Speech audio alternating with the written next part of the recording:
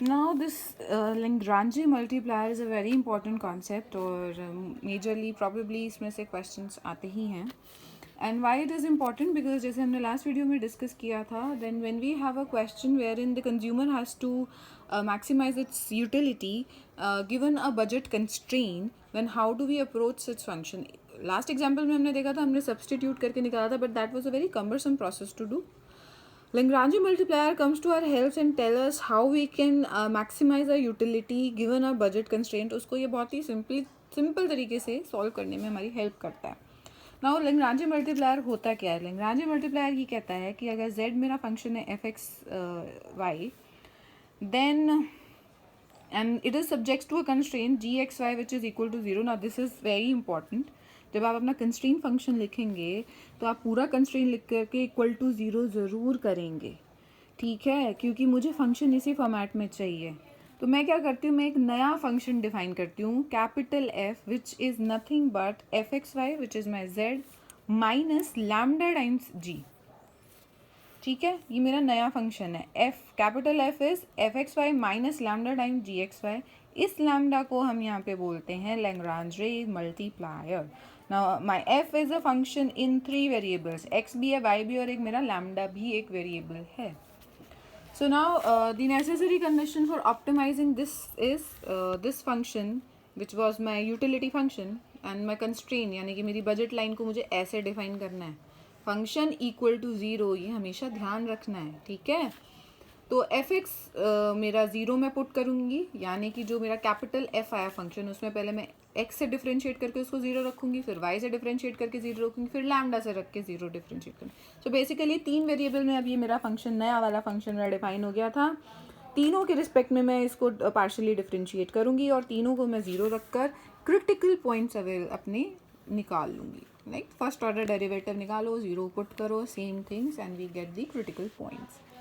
Once we have got the critical points, then the other sufficient condition is this delta, जिसको हम Hessian determinant भी बोलते हैं. तो ज़रा वर्ड को पढ़ लो, कभी कभी क्वेश्चन में आ जाता है. इसको Hessian determinant कहते हैं, Hessian determinant, right? So question में अगर आ जाए कि Hessian determinant यूज़ करो, so it's just this simple thing, okay? 0 gx dy and f double x f x y f x y f y y, कुछ नहीं है, वही सेम इक्वेशन है.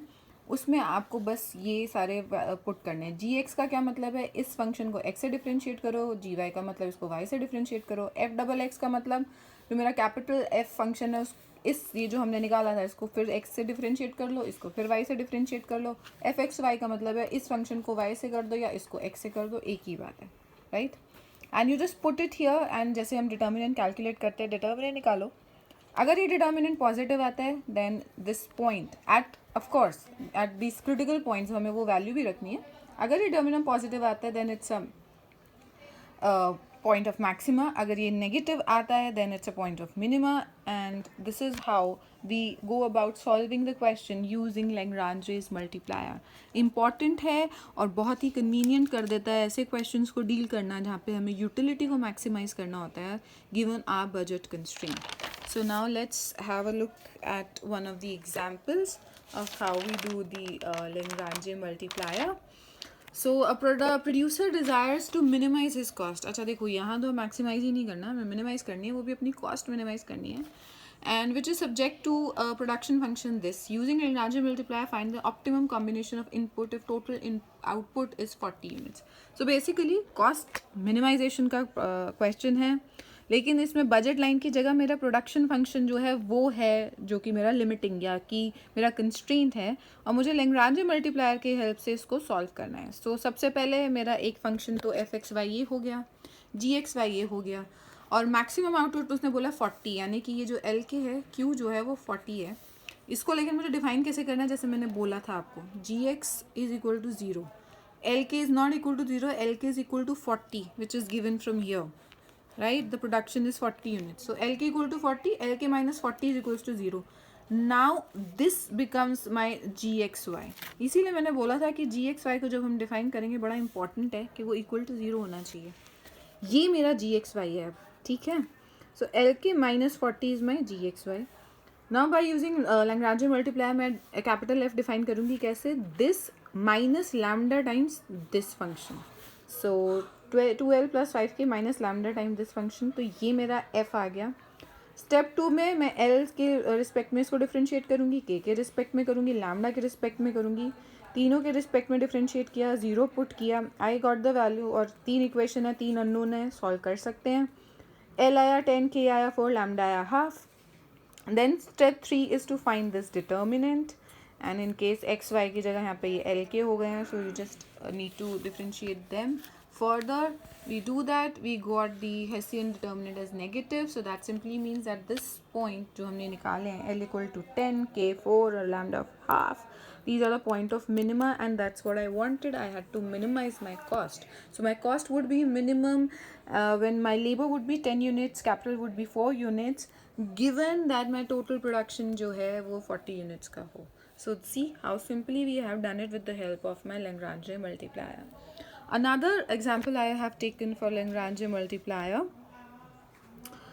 This is a utility function again, and the price of the two commodities is given and my income is given. Now it's a serious budget kind of a question. So now I have to choose the optimum level of the two commodities so that I again get maximum utility. So u is given by this x plus 2 into y plus 1. So and the budget constraint would be 4 into x plus 6 into y equal to 130. 130 को उधर ले गए minus 0. Now this becomes my gxy. I am again reiterating, this is very important. gxy जो function आपको पहचानना है ना, वो इस तरीके से बहुत important है जानना, ठीक है. सिर्फ ये मेरा gxy नहीं है. minus 130 when it becomes equal to 0, this whole is my gxy. Now I again define my f x y lambda as this function minus lambda times this function. I define that. Then again I इस पूरे function को मैं पहले x के terms में differentiate करूँगी, फिर y से, फिर लैम्डा से, मतलब पार्शियल डेरिवेटिव, सबको ज़ीरो के इक्वेट करूँगी, and I get the value for x, y and lambda. So x turns out to be 16 and y turns out to be 11. Then again this sufficient condition, Hessian determinant I'll calculate. सारे मैंने अलग अलग double derivatives निकाले. I just put them here and I got the answer as 48, which is greater than 0. So this becomes 16 and 11. They turn out to be point of maxima, and that is what I wanted. I wanted to maximize my utility. So the consumer would maximize his utility given the budget constraint with x equal to 16 units and y equals to 11 units, and that is how Lagrange's multiplier is used to solve the problems of consumption given the budget constraint.